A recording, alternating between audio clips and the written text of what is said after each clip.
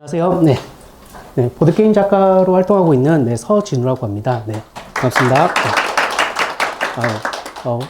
일단은 앞서서 되게 다양한 작가님들이 되게 좋은 강의들을 많이 해주셨다 보니까 저는 좀 이게 접근성을 좀 다르게 해가지고 이제 메커니즘이나 이제 테마로 무언가를 만들기보다는 한번 이제 구성물로 무언가 만드는 거에 대한 접근을 한번 해보는 내용으로 한번 다뤄보면 어떨까 해서 이렇게 준비를 했고요. 일단 저는 이제 한 17년도, 한 18년도부터 이제 작가 활동을 시작을 해서 쭉 작가 활동하면서 이제 아까 얘기하신 것처럼 뭐 게임 마켓이나 제 게임들 만들면서 좀 출시를 하다가 20년도부터는 이제 젠블록 컴퍼니에 입사를 해서 올해 초까지 이제 개발팀 과장으로 해서 다양한 게임들을 만들었고요. 지금은 나와서 또 개인적으로 제 개인 활동들을 하면서 쇼하우스 게임즈라는 지금 상호명으로 지금 게임들을 출시하고 있습니다.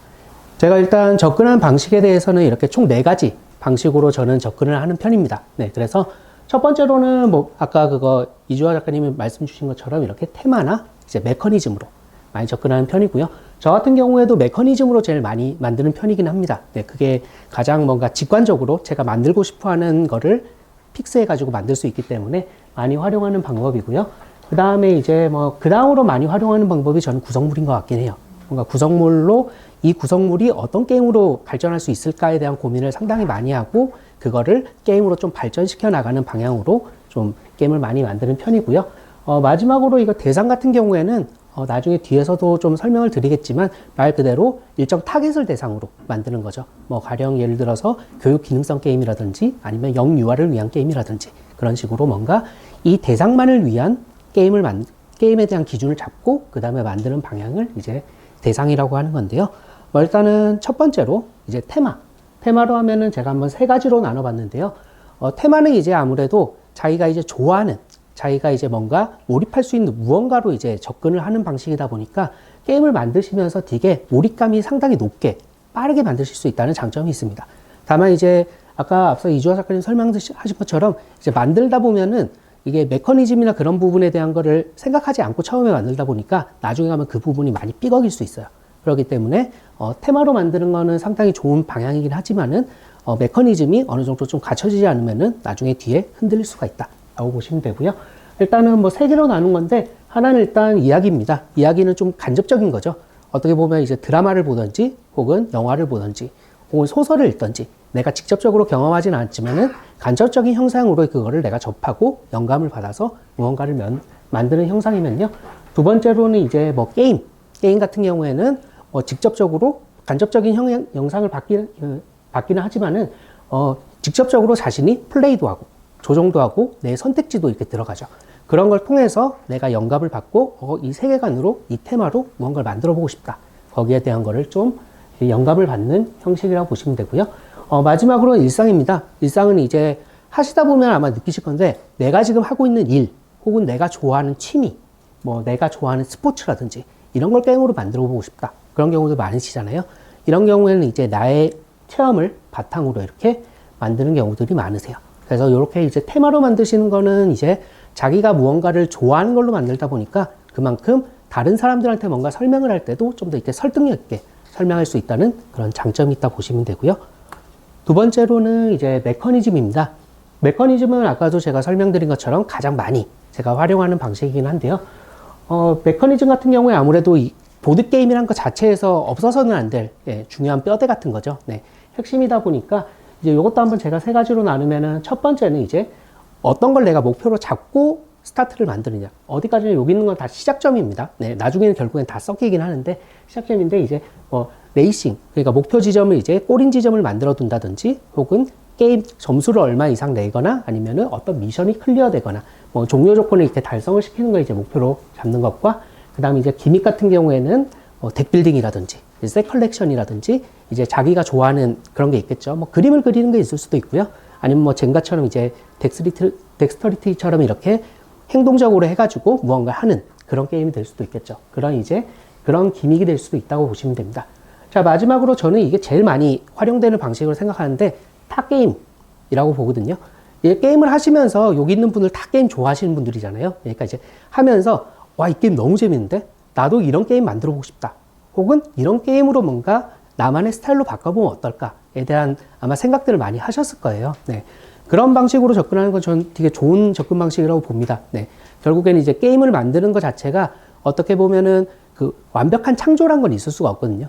자, 다음으로 세 번째는 이제 좀 구성물을 건너뛰고, 네, 대상인데요.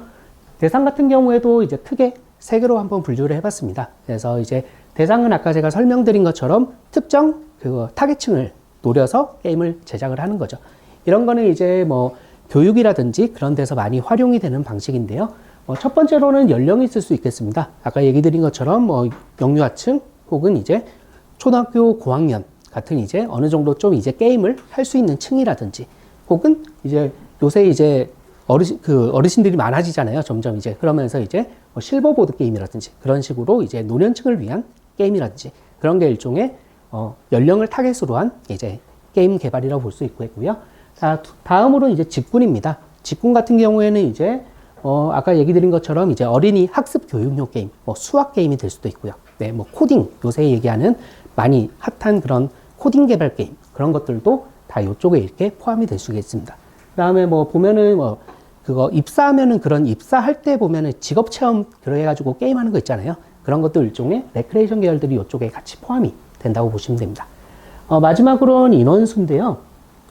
인원수 같은 경우에는 뭐 타겟이 좀 많이 좁긴 하지만은, 네, 뭐 요새 많이 나오는 게임이죠. 1인용 게임. 네, 뭐 그런 솔로인 게임 같은 것도 어떻게 보면 하나의 대상 타겟이라고 볼 수 있겠고요. 뭐 2인 전용 게임 혹은 이제 뭐 3, 4인은 너무 많으니 그런 거는 이제 너무 흔한 게임이니까 그런 거보다는 이제 단체 게임을 할 수 있겠죠. 뭐 10인 이상이 동시에 즐길 수 있는 게임. 이제 레크레이션이 그런 게임에 속하겠지만은 내가 이런 게임을 만들고 보고 싶다. 그럼 이제 거기서부터 어떤 게임들이 있는지 그거 점차적으로 찾아가면서 내가 어떤 게임을 만들고 싶은지, 내가 어떻게 하면 게임을 만들어야 되면 좋을지에 대한 고민을 이제 거기서부터 점차적으로 해나가면 된다 보시면 되겠습니다. 자, 마지막으로 좀 서론이 길긴 했는데, 네, 마지막은 구성품입니다. 네, 구성품 같은 경우에는 이것도 이제 이렇게 세 개로 했는데, 첫 번째는 연상입니다. 연상은 어떤 거냐면은 뭐 가령 예를 들어서 뭐 이런, 네, 이런 마이크로 어떤 게임을 만들 수 있을까? 이제 여기서 이제 시작을 하는 거죠. 네. 실제 마이크가 뭐 이렇게 울리는 전자 마이크가 될 수도 있고, 이거 자체가 뭐 중심을 잡는 게 될 수도 있고, 뭐 던져서 이렇게 다시 잡아 캐치하는 형식의 게임이 될 수도 있겠죠. 혹은 얘 자체가 마커로 쓸 수도 있겠고, 그런 식으로 내가 가지고 있는 지금 내가 보고 있는 이 구성물을 어떤 형식으로 내가 게임 스타일로 발전시킬까에 대한 게 이제 첫 번째 연상이라 보시면 되고요. 자, 두 번째 실물 같은 경우에는 뭐 그냥 말 그대로 뭐 카드. 내가 카드로 게임 만들고 싶다. 혹은 이 게임에 무조건 주사를 넣고 싶다. 뭐 혹은 뭐 타이머가 될 수도 있겠죠. 뭐 타이머를 넣고 싶다. 그런 나만의 약간 스페셜한 무언가를 넣어서 게임을 만들고 싶다 쪽으로 이제 접근을 하시려면 이렇게, 네, 이런 식으로도 많이들 게임 만드십니다. 마지막으로 세 번째는 좀 저 중요하게 보는 부분 중 하나인데요. 제한입니다. 네, 이 제한이 무슨 의미냐면은 실제 지금 만들어 보시고 겪어 보신 분들은 아시겠지만은 보드 게임을 이렇게 만들다 보면은 점점점 나도 모르게 비대해집니다. 게임이. 처음에 한 요만한 게임 만들었는데 어느 순간 보면 얘가 살이 찌어가지고 요만큼 부풀어 있어요. 그럼 거기서부터 어떻게 쳐내야 될지 모르는 그런 상황들이 오거든요. 네. 그러면 이제 얘를 이때까지 쏟아부은 시간이 있으니까 얘를 다시 만들어야 되나 아니면은 새로운 걸 만들어야 되나 되게 거기서 고민을 하시고 좌절하시는 분들이 많은데 처음부터 만들 때부터 이거는 카드 30장 이하로 만들어야지. 혹은 얘는 구성물이 어느 한도 내에서 만들어야지. 이런 식으로 어느 정도 나에 대한 기준을 놓고 게임을 만드시면은 좀 더 그런 부분에 대해서 만드시는 게 좀 부담이 덜 하십니다. 네. 다만 이렇게 만드시는 거는 아마 처음 만드실 때는 쉽지는 않으실 거예요. 아마 만드시면서 피드백을 받으면은 그 피드백을 이제 들을 거 듣고 뱉을 거 뱉으면서 어느 정도 좀 그거를 잘 깎아주셔야 되는데 처음 이게 막 하실 때는 피드백을 들으면 다 이렇게 좋게 들리거나 혹은 다 나쁘게 들리는 경우들이 많거든요. 네, 그러면 이제 그걸 반영을 하거나 아예 안 하는 상황들이 생겨서 쉽지는 않지만 근데 요거를 이제 잘 활용을 하시면은 그만큼 스피드하게 빠르게 게임을 만드실 수 있다 보시면 됩니다. 그래서 이제 제가 이 구성물에 대한 걸로 이제 말씀을 드린다고 했잖아요. 그래서 일단은 여기 연상, 실물, 제한 순으로 제가 만들었던 게임에 대한 거를 간단하게 한번 설명을 드려보겠습니다. 네.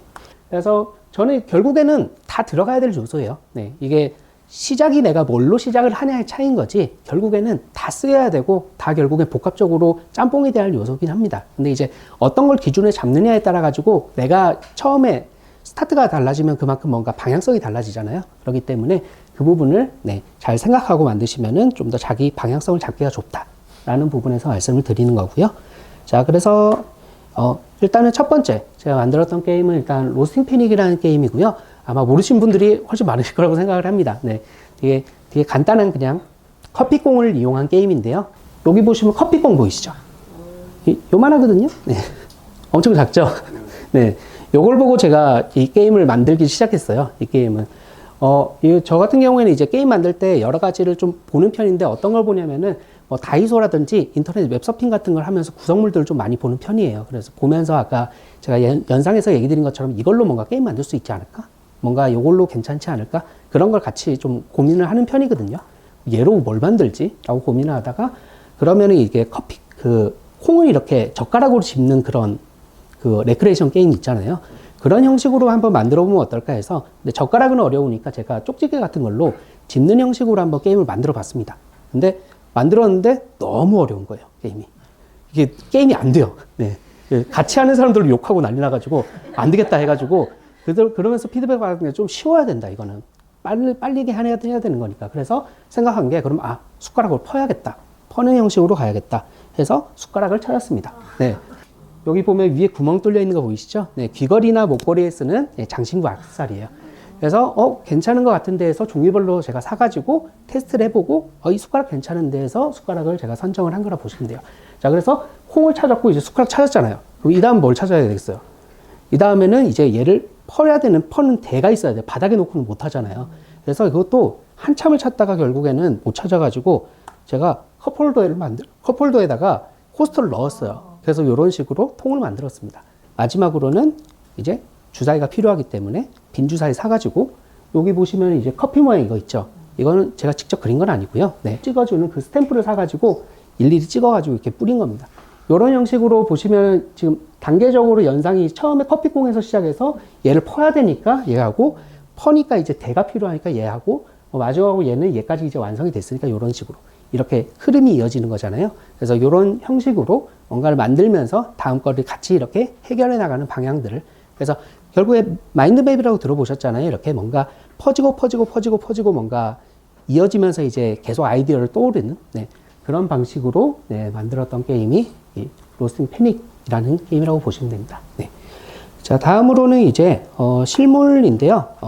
아까 소개시켜 주셨던 게임이긴 한데 폴드리스라는 게임입니다. 폴드리스 이거 호백의 버전이 아니라 제가 이제 파우치 버전, 얘도 이제 파우치 버전으로 만들었던 버전인데 처음에 이 게임을 만들었을 때는 어떤 형식으로 만들고 싶어 했냐면은 자르는 형식으로 만들고 싶어 했어요. 그래서 가위를 넣어서 직접 이렇게 잘라내는 형식의 게임을 만들고 싶어 했었습니다.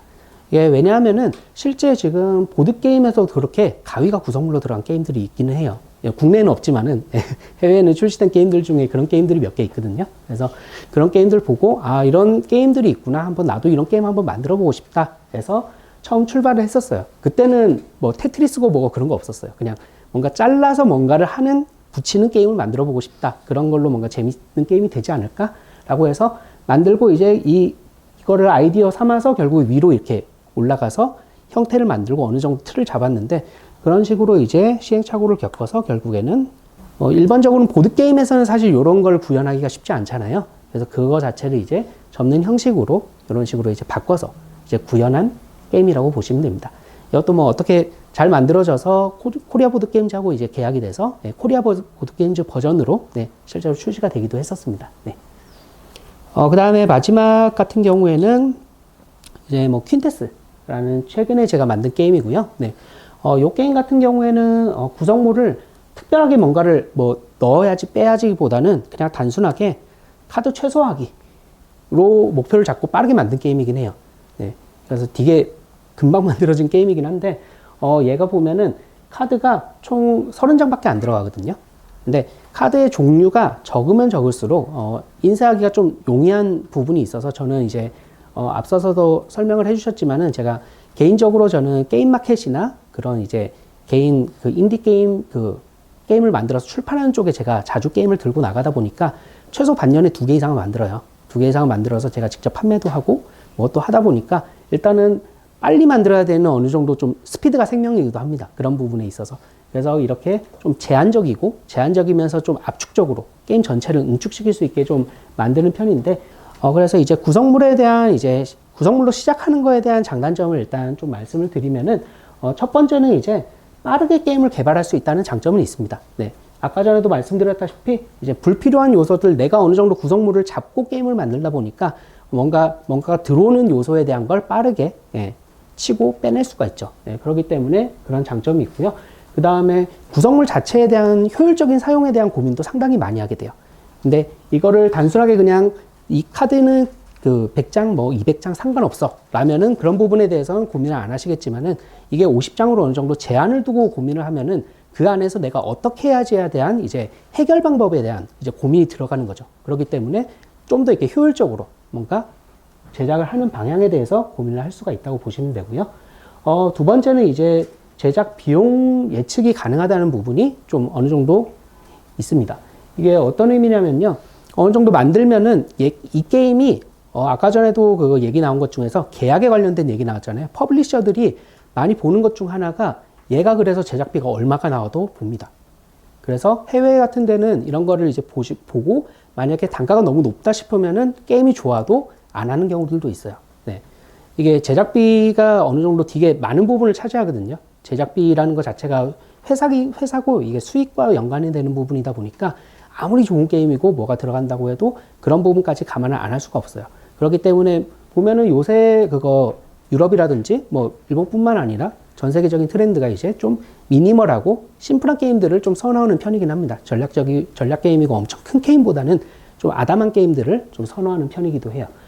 그 다음에 이제 그에 따라서 이제 방향성을 정의하기도 용이하다는 얘기는요.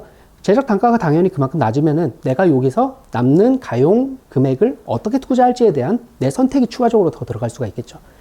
대신에 이게 장점만 있는 건 아니고요. 이제 단점으로 얘기 드리면은 일단 첫 번째로는 한정된 구성물에 좀 매몰될 가능성이 좀 높습니다. 그래서 이제 처음에는 별로 추천드리는 방법이 아니라 말씀드렸던 게 이런 것 때문에 그런긴 한데요. 네, 이제 또 하나 더는 이제 다양한 시도의 기회가 적다는 것도 또 하나의 방법이 될 수는 있어요. 그러니까 뭔가 피드백이 들어왔을 때 그 부분에 대한 거를 적극적으로 뭔가 수용하기보다는 약간 좀 방어적이 될 수도 있어요. 그런 부분들에 대해서. 네. 그래서 이런 식으로 다양하게 게임을 제작할 수 있다고 보시면 되겠습니다. 네.